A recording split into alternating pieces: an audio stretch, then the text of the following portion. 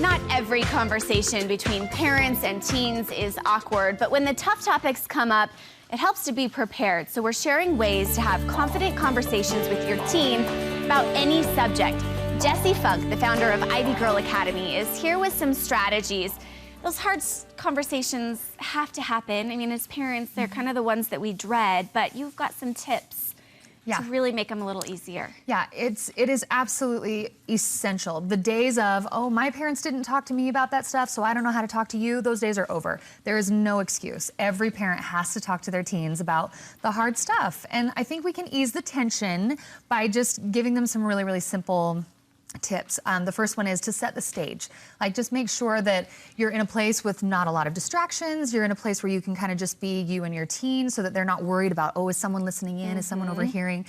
Because they're just hypersensitive to awkwardness. So if we can kind of set the stage, maybe take them out for an ice cream cone, and then I think sitting in a car is awesome because they are captive, they can't go anywhere, and they don't have to look you in the eye. So it's a really nice place to have a hard conversation. What about the timing element? Because I bet that makes a difference in when you're wanting to set the stage. How do you know when it's the right time? I think when you have enough time to actually finish a conversation, don't like go into your very first chat about sex with your teenager when you're taking them to baseball practice and you only have 5 minutes. So make sure that it really is the right time, and especially like age appropriate.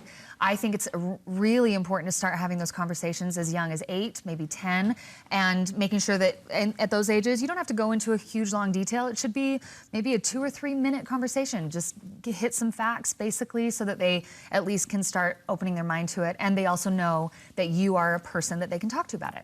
If you're dreading the conversation and scared of the topic, is it okay to let your teens know that you're nervous too about talking about this? In fact, I think that's essential, because if you come across super confident, like, oh yeah, this is easy to talk about, and then your teen feels uncomfortable about it, then they feel like they're bad. They feel like that something's wrong with them because it's hard. So if we instantly say, this is hard to talk about, I'm not exactly sure how to go about it, so I'm gonna do my best. When we say that, then your teen like instantly is able to relax and be like, okay, yeah, this is a hard thing, but they are curious, and so there's a part of them that wants you to talk to them about it, but there's also the part that's just super hard. So if we acknowledge it, hopefully that eases the tension. And I guess once you start the conversation, you want to be confident and see it through. Yes, like if you're insecure and you're just like, oh, this is like so hard, and like I just don't, like in your body language and in your words, and I actually recommend practicing it. Practice it with your spouse, with your partner, like really try to go through it so that you know what you're gonna say, and then when you do it, just barrel through with confidence, because if you're confident, your teenager will feel more confident. Is it helpful to use things that are happening, social media, things in the news, to spur on a conversation? Absolutely. Right now, there's this 13 Reasons Why show out. I have very strong opinions about that. I am not a fan. So you could use that. And I have talked to a lot of teens and a lot of parents about this, and some of them say, you know, it did bring on a good conversation. It was a good way to open up that discussion, which is fantastic. But my recommendation, and I'm just gonna totally own this, do not let your kids watch it. It glamorizes suicide, and we need to have that conversation, but don't let them watch that kind of stuff. It's super, super depressing. But have the conversation and say, you know what, let's talk about suicide, let's talk about depression, let's talk about anxiety, let's talk about things that might trigger some really strong feelings in you and how to deal with it in a healthy way.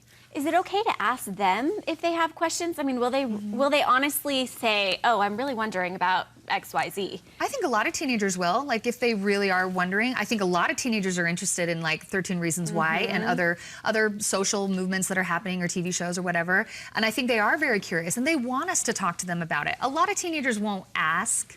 They won't just bring it up. So if we can facilitate a space where we don't freak out, make sure we don't do the parent freak out, we have to always keep ourselves really calm so that they know they have a safe place in talking to us about it. And then we can totally say, you know what, if you ever have questions, you know you can come to me and I will not freak out, and I promise I'll listen. I won't try to fix it. I won't tell you what to do, but I really want to know what's going on inside your head. If we say that over and over and over again to our kids, they do listen and they do want us to have those conversations, whether they admit it or not.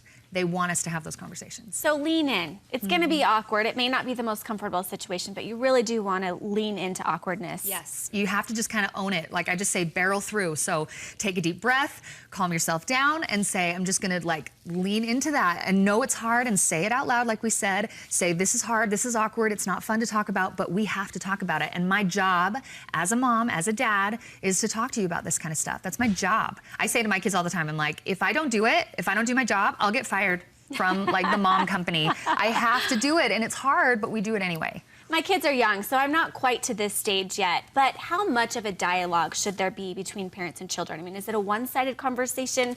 How are you kind of balancing the questions versus the telling versus all of that? Yeah, I think for like really, really young kids, I actually think it's super effective to get some books. There are wonderful, wonderful books out there that just introduce the very, very basic things talking about suicide, talking about self-harm, talking about sex, talking about periods, talking about wet dreams, things like that for boys. There are wonderful, wonderful books that are sensitive, that are delicate, that are tactful. And I actually recommend for younger children, younger than 8, use some books and they don't go into a lot of detail, so it's a little more comfortable for a parent and more comfortable for a kid, and I think they're very effective. And regardless of the topic, you want the conversation to end well. You don't want it to end badly. How do you do that? I think we have to celebrate the beauty. So talk about the hard stuff and then celebrate the beautiful things. Like, for example, sex is a wonderful, beautiful thing. And if we are portraying it as something gross or wrong or bad or scary,